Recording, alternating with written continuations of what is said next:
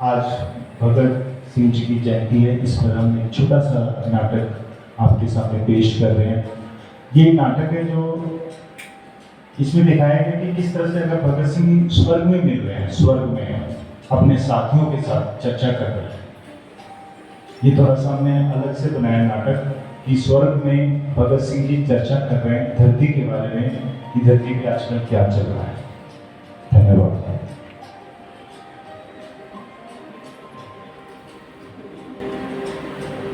राजगुरु सुखदेव, ऐसे क्यों बैठे हो तुम?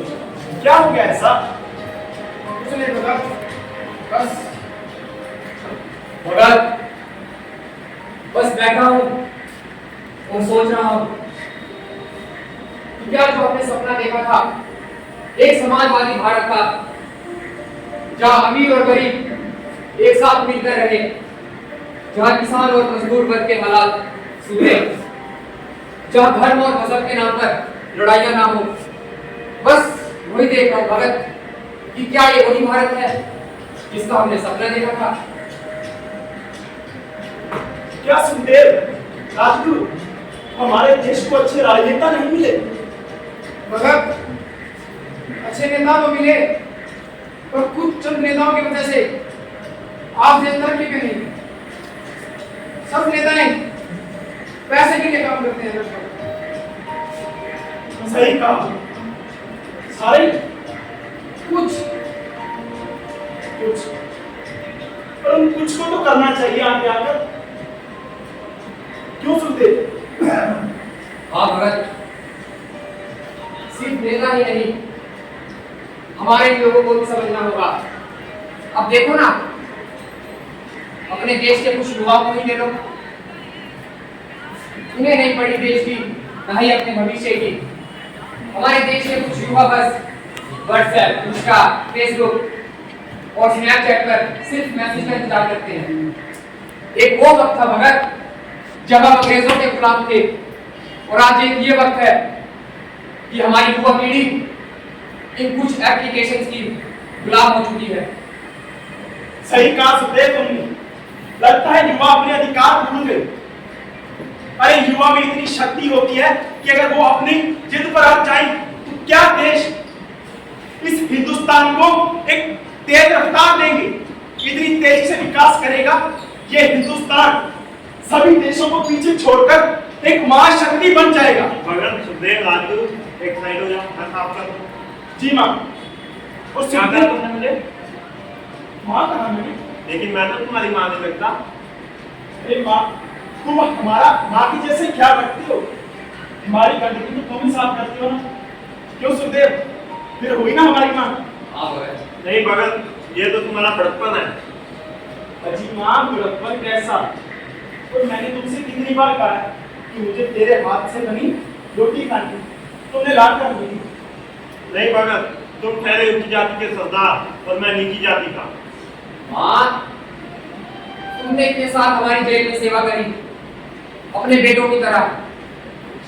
तुम्हें तो पता होगा माँ कि जाति पर विश्वास नहीं रखते हम लोग। माँ, भगत सिंह सिर्फ एक ही धर्म को मानता है और वो है इंसानियत का धर्म। सुखदेव, वो तो मुझे मालूम है, लेकिन यहाँ अभी भी कुछ लोग जाति और धर्म के नाम पर लड़ते रहते हैं। लोगों की छोड़ो, मेरे लिए तो मेरा एक ही धर्म है, वो है इंसानियत। क्या धर्म, क्या जाति, हम सब एक हैं, हमें मिलकर रहना चाहिए। और हाँ, मुझे तेरे हाथ से रोटी खानी है, ठीक है?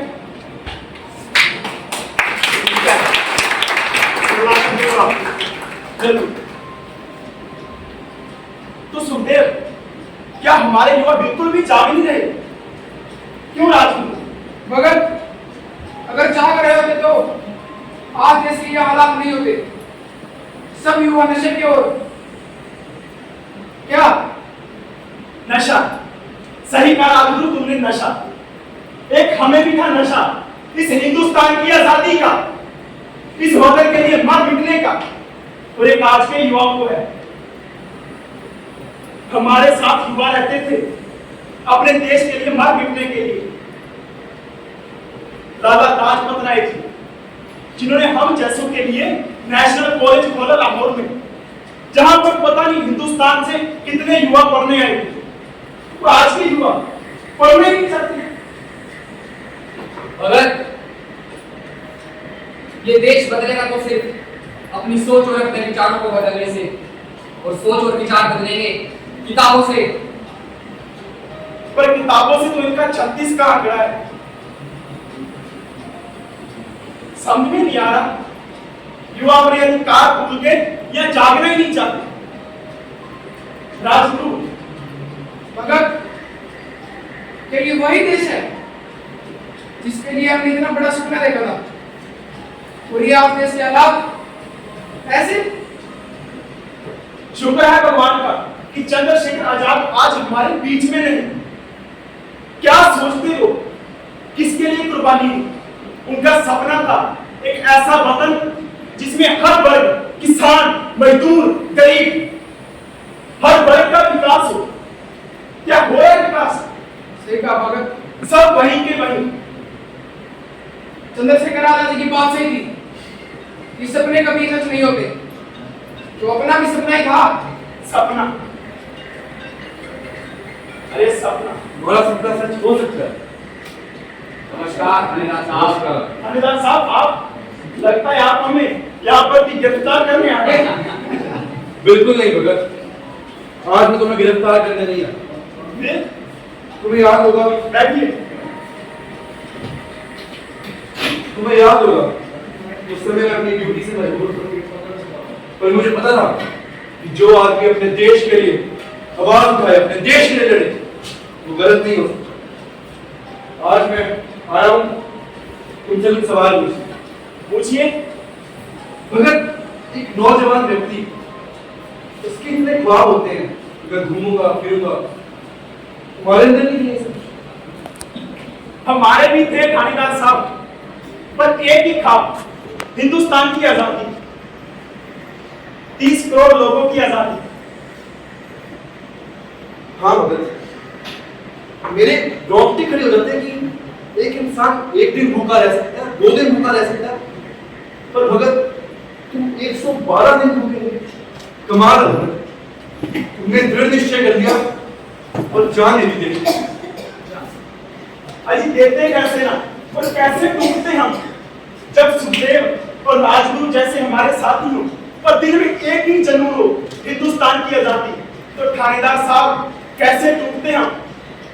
और वैसे आपने जोर बहुत लगाया था हमें तोड़ने का, पर हम टूटे नहीं। हाँ भगत, और इसीलिए मैं कहता हूँ कि जब तक इस देश में भगत सिंह, राजगुरु और सुखदेव जैसे लोग जिंदा हैं, तब तक तुम्हारा सपना पूरा होने से कोई नहीं रोक सकता। ठीक कहा थानेदार साहब आपने। युवा में इतनी शक्ति होती है, अगर वो अपने अधिकार जान जाए तो अपने देश को किसी भी मंजिल पर ले जा सकता है। क्या नहीं कर सकते देश के युवा? हाँ भगत, अच्छा चलो मैं चलता हूँ। थानेदार साहब की आदत गई नहीं समाज जवाब की। सही कहा सुखदेव तुमने। भगत, एक बात और, ये तो रही युवा की बात, युवाओं के साथ साथ एक मसला और है भगत। क्या मसला सुखदेव? वो है महिलाओं का, महिलाओं के सम्मान का। आज एक महिला इस देश की बेटी, किसी की बहन, किसी की बहू है। अगर इस देश को तरक्की करनी है और अच्छी राह पर चलना है तो महिलाओं का सम्मान करना होगा भगत, महिलाओं का सम्मान करना होगा। बिल्कुल सही कहा सुखदेव तुमने। महिलाओं का, बहन का, बेटी का हमें सम्मान करना चाहिए, और उसके साथ साथ इस धरती माता का, इस देश का भी सम्मान करना चाहिए हमें, जो हमें खाने में अन्न देती है, पालती है, पोसती है। ऐसी धरती माँ को प्रणाम है हमारा।